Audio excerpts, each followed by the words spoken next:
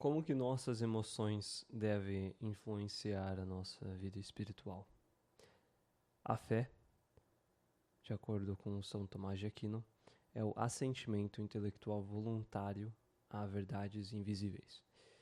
Ou uma definição mais técnica seria o ato do intelecto que consente à verdade divina por ordem da vontade, movida pela graça de Deus. Então, nessa definição, podemos observar que a fé é intelectual, porque envolve conhecer e assentir à verdade divina. A fé é voluntária, porque é movida pela vontade e não é forçada. A fé é sobrenatural, porque é concedida pela graça de Deus e não apenas pela pura razão humana. Em nenhum momento até agora eu mencionei emoção na definição da fé. Isso significa que a nossa fé se baseia no intelecto, na vontade e na graça de Deus, não nas emoções. Mas o que são as emoções exatamente? As emoções são paixões da alma. Eles são movimentos do que chamamos de apetite sensível, que é a parte da alma que responde às experiências sensoriais e não o pensamento racional. E elas agem dependendo de dependendo dos bens ou os males percebidos. O que é importante é percebido, não objetivo. Antes da queda, antes que Adão e Eva antes de Adão e Eva comer a maçã, as emoções seguiam a razão. Elas eram completamente sujeitas à razão, então nunca havia aqueles momentos em que alguém dizia algo a você e você ficava com raiva antes de mesmo processar o que foi dito. As emoções sempre seguiam a razão, vinham depois da razão. Então, isso mudou com o pecado original, e citando a Bíblia, e vendo a mulher que aquela árvore era boa para se comer e agradável aos olhos, e a árvore desejável para dar entendimento, tomou do seu fruto e comeu, e deu também ao seu marido e ele comeu. Quando Eva fez isso, e Adão também, então os dois deixaram suas faculdades inferiores agirem contra as faculdades superiores, que é o intelecto e a vontade. Então isso separou essas duas faculdades. Então essas emoções, são os sentimentos externos e internos, e eles, basicamente, Adão e Eva ensinou a eles que eles podem agir independente do intelecto e da vontade.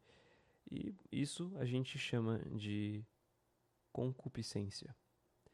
Então, concupiscência é o que você sente quando você sabe qual é a coisa certa de se fazer, mas você deseja mesmo assim fazer outra coisa.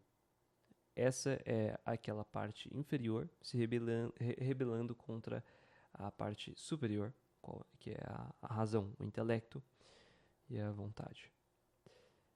O nosso objetivo nesse mundo é alcançar a perfeição,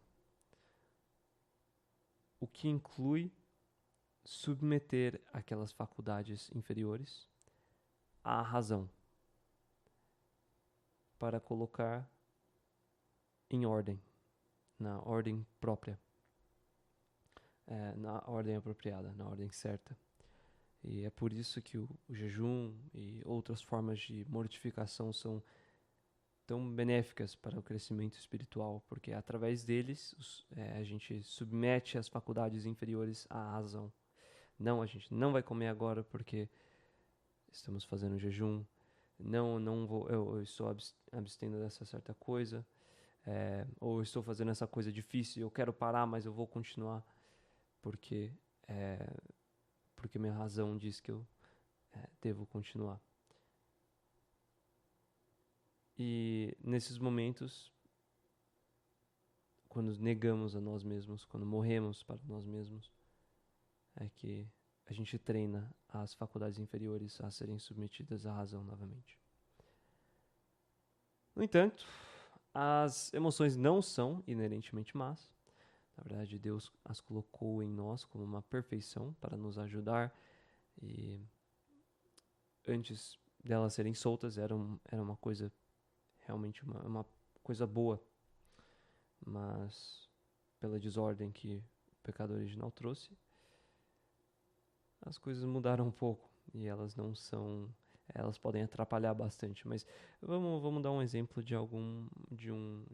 uma instância onde as emoções podem auxiliar na vida espiritual. Por exemplo, uma pessoa vê alguém necessitando alguma certa ajuda. O intelecto olha e julga que ajudá-lo é algo bom, que deve ser feito. A vontade decide agir. E a emoção, logo em seguida, a emoção de compaixão surge, reforçando o ato de caridade, o tornando mais ardente, né? Com mais paixão. Isso é uma coisa boa. Mas as emoções, portanto, não são a bússola.